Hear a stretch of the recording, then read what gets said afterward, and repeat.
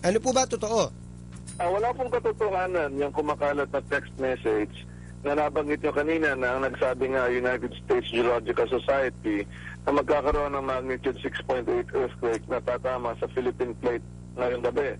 Ito po yung katotohanan. Wala pong United States Geological Society Geological at wala Survey pa rin yata. Hawaii State Emergency Preparedness Office. Wala hong ganung Opisina.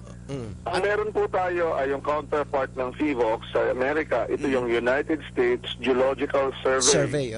United States Geological Survey. Opo. Opo, at hindi po naman ito nagbibigay ng immediate prediction ng lindol, lalong-lalo na sa mga lugar na sa labas ng Amerika.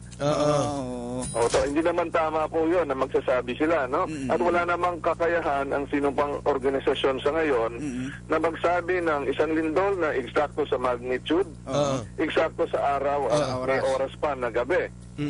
So wala pa hong ganung teknolohiya, wala pa hong ganung kagamitan na wala pa po.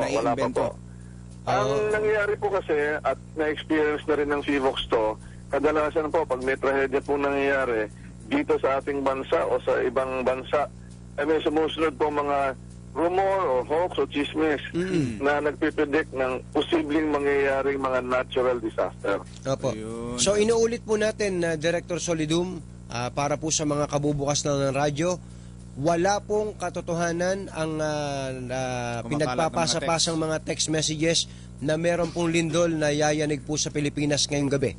Opo, wala pong katotohanan ito at yung mga dapat nating alamin ay sa totoo naman talagang pwedeng magkaroon ng malakas na paglindol dito sa ating bansa. Opo.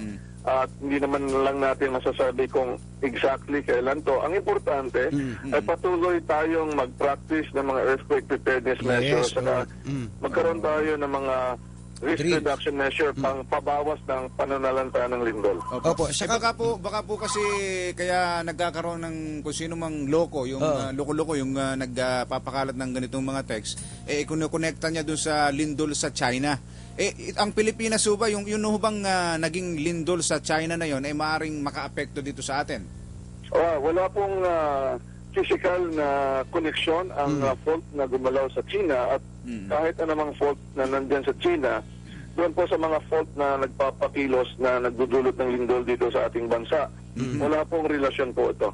Ayun, Okay, Director, may lindol daw po sa Isabela, North Isabela, at ang kinukot din po itong US Geological Survey? Well, meron po tayong lindol kagabi at 10:14 at magnitude 5.4 po ang sukat ng lindol ayon sa FIVOX sa amin.